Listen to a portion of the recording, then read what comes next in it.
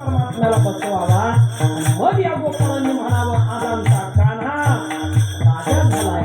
त्या राजाला राजा करण्याकरता त्याची वेशभूषा केली बघा.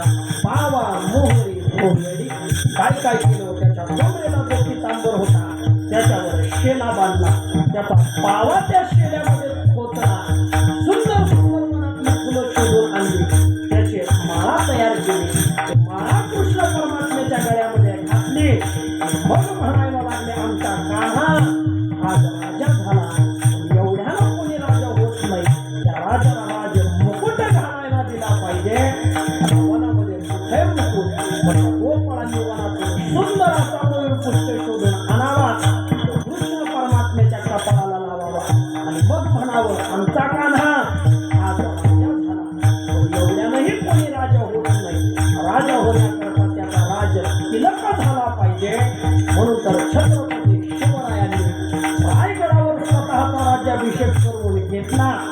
गाव कोणी मला राजा म्हणावं म्हणून नाही. बघा त्या 5-5 मोगली शाळा हिंदुस्थानाच्या छाताडावर खया नाचत होत्या. त्यांना कळावं की कोणीतरी हिंदूंचा राजा निर्माण झालेला आहे. याच्याकरता राज तिलक करून घेतला. कृष्ण परमात्म्याला राज तिलक करायचा. कुठे व गंध. मग त्या गोपाळांनी काय करावं. जमिनीवरची माती उचलावी आणि त्या मातीला कृष्ण परमात्म्याला तिलक करावा आणि मग म्हणावं आमचा कान्हा राजा झाला. आणि मग त्या आनंदामध्ये ते गोपाळ त्या कृष्ण परमात्म्याच्या समोर नाचायचे. तर ते कसे नाचायचे ऐका.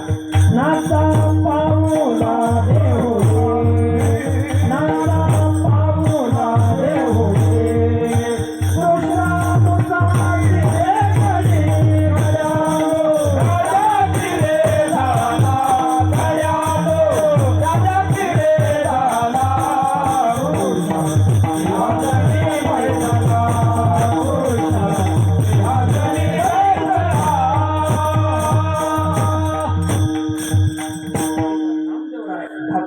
नाचणं इथं आपल्याला सांगतायत. नाचा पाऊला देहुडी.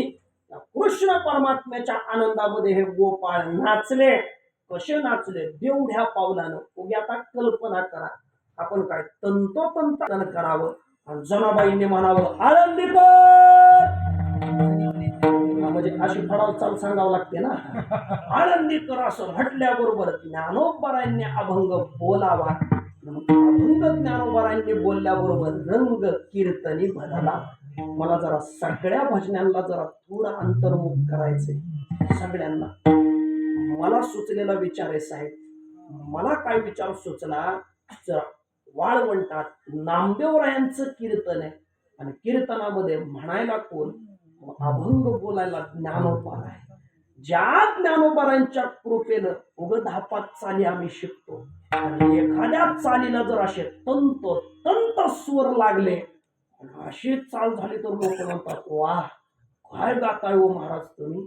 पण खरं सांगा ज्या ज्ञानोबारांच्या कृपेनं आपण थोडं गातोय तर लोक म्हणतात वाह ते ज्ञानोबा प्रत्यक्ष गायले असतील काय आनंद असेल हो तिथला. कधीतरी आपण अंतर्मुख होऊन हा विचार केला पाहिजे. ज्ञानोबारांनी अभंग बोलावा. त्याचा परिणाम रंग कीर्तने भरला. मग त्या छंदामध्ये देवानं नाचावं. प्रेमाचे छंदे विठ्ठल नाचू लागला. देवानं नाचावं. किती नाचता नाचता देवाचा गळला पितांबर.